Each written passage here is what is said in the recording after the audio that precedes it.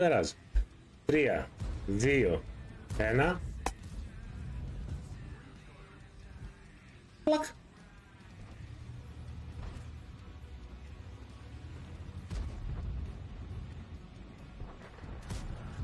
Shit.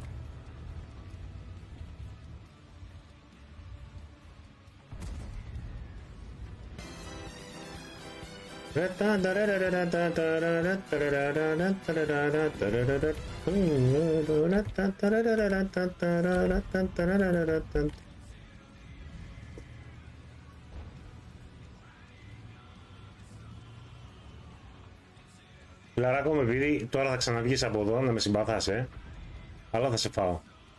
Να περιμένω να εμφανιστείς ή να θεωρήσω ότι βρίσκεσαι ήδη εκεί? Εδώ καλύτερα.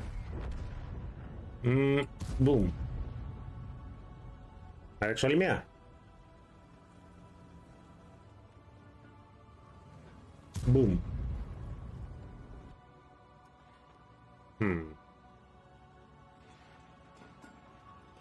Μπουμ. Όχι.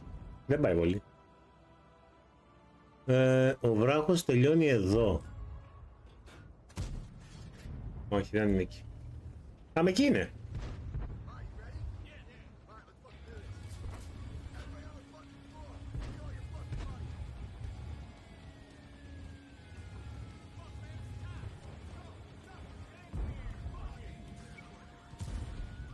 Σούκα! Όπο φίλε, μην κουνιέσαι, μην κουνιέσαι, μην κουνιέσαι. Δεν θα σε βαρέσει κανείς. Κάτσε εκεί που είσαι. Κάτσε εκεί βρε με να γεμίσω, έφυγες βρε. Σούκα μπιέτ.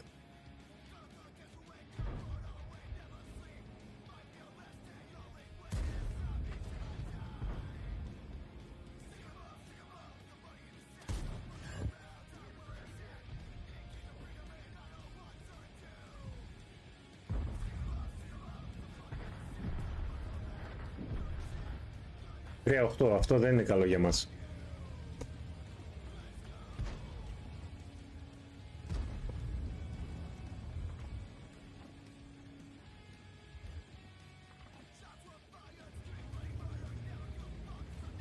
Αυτό.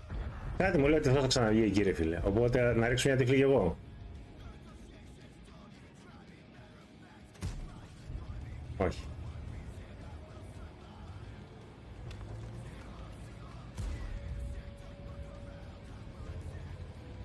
Πέρασε, γυρνάω πίσω. Θα χάσουμε λίγο HP, αλλά θα γίνει η δουλειά μας. Το θέμα μας είναι ότι πρέπει να αρχίσουν να φεύγουν τα βαρέα τα άρματα, αυτά που μπορούν να μας κάνουν σοβαρή ζημιά. Δηλαδή,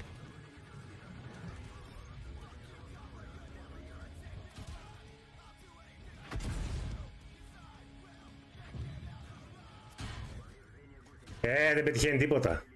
Όλη χρυσή, όλη χρυσή. Όλη χρυσή. Δεν έπαιζε ούτε μια απλή.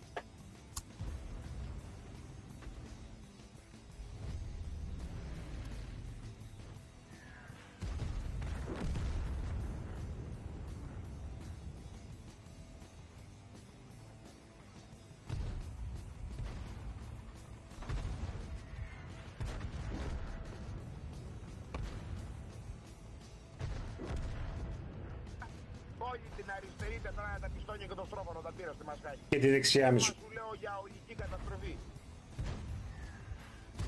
Και τη δεξιά μισού από τη μεριά. Δεν πήρε μόνο αριστερή και τη δεξιά μεριά. Πιστόνια και ελαττήρια γίνανε ένα με το πιστόνι. Έτσι. Το πιστόνι, ελαττήριο λέει και βαλβίδα γίνανε ένα.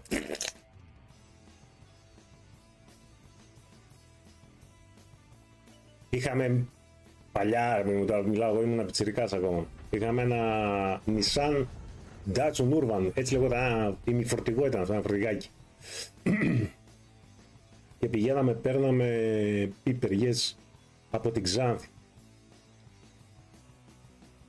Ξεκινάω ένα πρωί, έκαιγε λίγο λαδάκι. Όταν βλέπαμε ρε παιδί μου, το γέμιζες και τα λοιπά, πήγαινες, την έκανες δουλειά σου. Και έχω φτάσει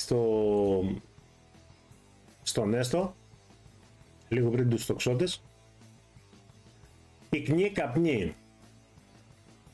Πυκνή λευκή καπνή. Σταματάω στην άκρη, λέω αμάν.